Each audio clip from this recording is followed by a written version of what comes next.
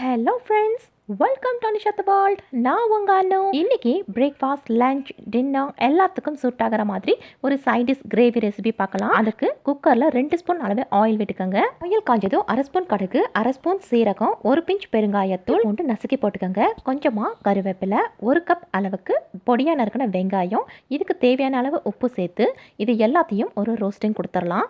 இஞ்சி பூண்டு எல்லாம் அதோட பச்சை ஸ்மெல் போகணும். கண்ணாடி பதத்துக்கு வர அளவுக்கு இந்த ஆனியனையும் நல்லா ரோஸ்ட் பண்ணி எடுத்துக்கணும். ஸோ ஒரு 2 நிமிஷத்துக்கு மேலே இது போல் நல்லாவே ஒரு ரோஸ்டிங் கொடுங்க.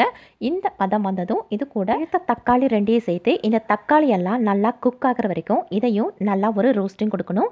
இந்த அளவுக்கு தக்காளி எல்லாம் நல்லா குக் ஆகிருக்கணும். தக்காளி எல்லாம் இது போல் நல்லா மசிய ஆரம்பிச்சதும் இது கூட சில மசாலா பொருட்களை சேர்த்திக்கலாம். 1/4 ஸ்பூன் மஞ்சத்தூள், 1/4 spoon garam masala, 1/2 spoon chicken masala, 1 spoon குழம்பு மிளகாய் தூள், இதுக்கு தேவையான அளவு உப்பு சேர்த்து இது எல்லாத்தையும் இதோட பச்சை ஸ்மெல் போகிற அளவுக்கு ஆயிலையே நல்லா ஒரு ரோஸ்டிங் கொடுத்து எடுத்துக்கணும். ஒரு 2 நிமிஷம் நல்லா இது போல் நல்லா வதக்கி விட்டதுக்கப்புறம் இதிலேருந்து இது போலவே நல்லா ஆயில் பிரிஞ்சு வரும்.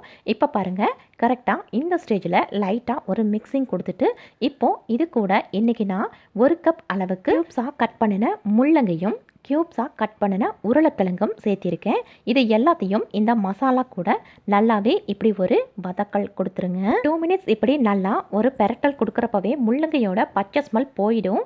ஃபைனலாக கொஞ்சமாக கொத்தமல்லி தழைகளை தூவி இதையும் நல்லாவே இப்படி வணக்கி விடுங்க. இப்படி மசாலா கூட சேர்ந்து இந்த காய்களை நல்லா இப்படி பெரட்டி விட்டுட்டு கிரேவிக்கு தேவையான அளவு கொஞ்சமாக தண்ணியை சேர்த்து இதையும் நல்லா ஒரு மிக்சிங் கொடுங்க.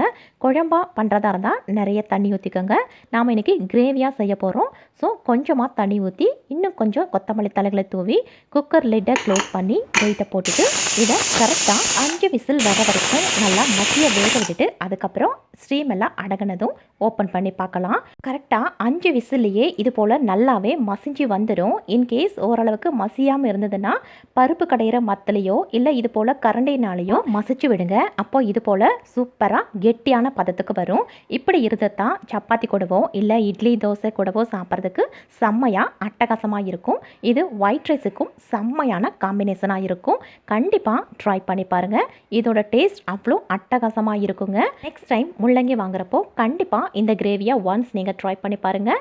கண்டிப்பாக எல்லாருக்குமே பிடிச்சமானதாக இருக்கும். அது மட்டும் இல்லை, எனக்கு முள்ளங்கியே பிடிக்காது, இந்த ஸ்மெல்லே எனக்கு ஆகாதுங்க அப்படின்னு சொல்கிறவங்க கூட இந்த கிரேவியை ரொம்ப விரும்பி சாப்பிடுவாங்க.